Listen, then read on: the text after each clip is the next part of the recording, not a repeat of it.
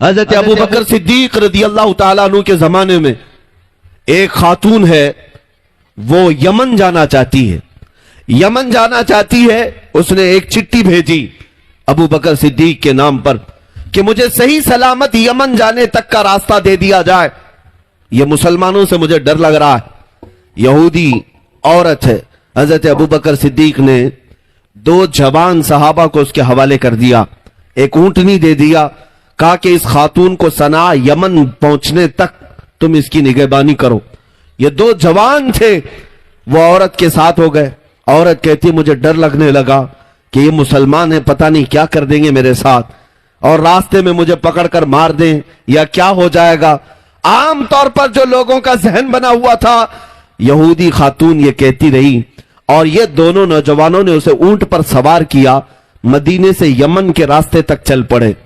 जब जब बीच में कोई चौकी आती, चेकिंग पॉइंट आता, तो वहां पर भी सहाबा हुआ करते। वो पूछते कौन है ऊपर और तुम किस तरफ जा रहे हो। ये दोनों नौजवान साहबी कहते हम खलीफे रसूल अबू बकर सिद्दीक के साथ के हुक्म पर आए हैं, और ऊपर एक खातून है जो मुल्के यमन जाना चाहती है। तो ऊपर आंख उठा करके भी कोई वहां से नहीं देखता था, आंख भी नहीं उठाते। इस तरह ये रास्ता तय हो गया। यमन आ गई वो औरत। तवज्जो चाहता हूं, जब यमन पहुंची तो अपने खानदान वालों को जमा करके कहती है, ऐ लोगों आओ, मैं एक बात आज तुम्हें बता दूं, मैं मदीने से घबरा करके निकली थी कि कहीं मुसलमान मेरी इज्जत पर हमला ना करे। मैं अपने खानदान में आना चाहती थी यमन में, लेकिन आज तुम सबके सब गवाह हो जाओ। इन 2 जवानों को मैंने पूरे सफर में देखा, इतने दिनों के सफर में एक आंख उठा करके भी इन्होंने मेरे चेहरे की तरफ नहीं देखा। आज तुम सब गवाह हो जाओ कि मैं वापस यमन में नहीं, मदीने जाकर रहना चाहती हूं और इस्लाम के दामन में रहना चाहती हूं। इसलिए कि मुझे अगर कोई इज्जत की हिफाजत दे सकता है तो मोहम्मद अरबी का गुलामी दे सकता। मेरे अजीजों,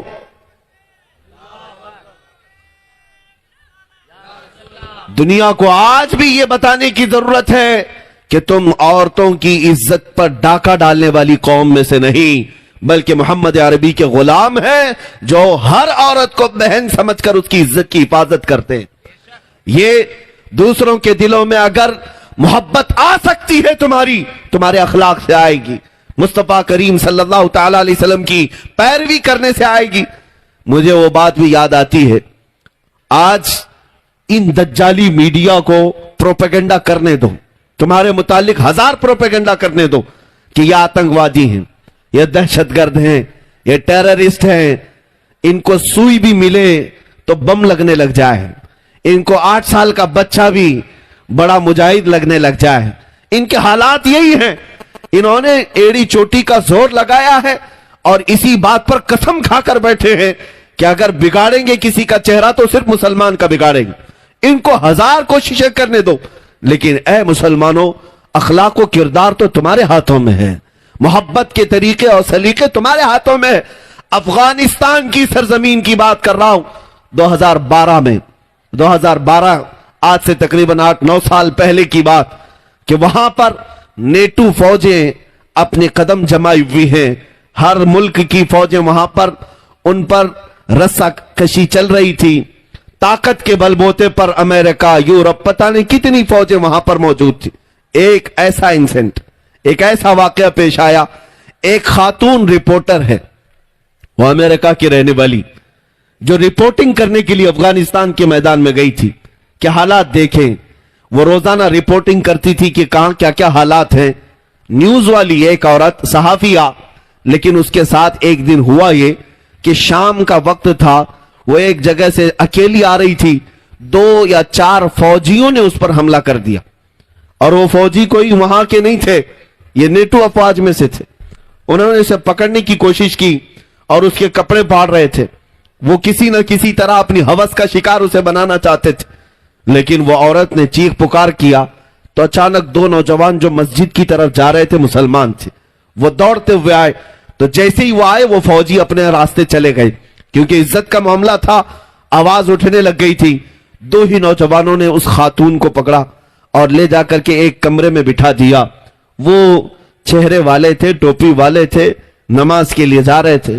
اب یہ خاتون لکھتی ہے کہ ہمارے فوجی جو حملہ کیے تھے تھوڑی دیر کے لیے مجھے کشمکش تھی، لیکن اس سے زیادہ ڈر تو یہ افغانی مسلمانوں سے تھا مجھے. پتہ نہیں اب یہ تو آتنکواد لوگ ہیں، یہ تو دہشت گرد ہیں، اب یہ تو میری بوٹیاں ہی تقسیم کریں گے، ہم میرے ساتھ کیا کریں گے. وہ خاتون کہتی ڈری سہمی ہوئی اپنے کمرے کے اندر بیٹھی رہی. دروازہ بند تھا، رات کا وقت ہوا تو اچانک دروازہ کھلا، کھانے کا ایک برتن اندر کسی نے کیا اور پھر دروازہ بند کر لیا. میں نے کھانا کھا لیا.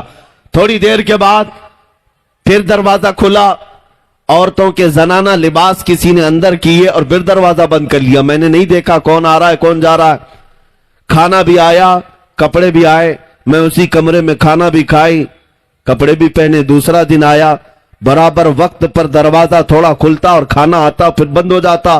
یہی وہ دو نوجوان تھے جو ہر وقت کھانا پہنچا رہے تھے لیکن دروازہ کھول کر دیکھ نہیں رہے تھے. دوسرے دن شام کے وقت اس کے سفارت خانے سے، اس کے ملک کی ایمبیسی سے کچھ ذمہ دار لوگ آئے اور دروازہ کھول کر اس خاتون سے کہا ہم تمہارے ملک کی سفارت خانے سے آئے ہیں، کیا تمہارے ساتھ کوئی حادثہ ہوا؟ اس عورت نے حادثہ لکھایا، رپورٹ لکھایا، اور اس سفارت خانے سے آنے والے نے کہا اے خاتون ان دو جوانوں کا شکر ادا کر کہ یہ ہمارے سفارت خانے تک پہنچ کر کے تیری خبر کیے ہیں، اور ان جوانوں نے ہم سے یہ وعدہ لیا ہے کہ جب تک تجھے ملک تک حفاظت سے نہ پہنچائیں گے اس دن تک یہ محنت کرتے رہیں گے. وہ خاتون کہتی ہے میں ان جوانوں کو نہ جانتی تھی نہ پہچانتی تھی، نہ ان سے میرا کوئی رشتہ تھا نہ کوئی ناتا تھا، لیکن انہوں نے میری عزت کی حفاظت کی، یہاں تک کہ وہ خاتون اپنے ملک پہنچی.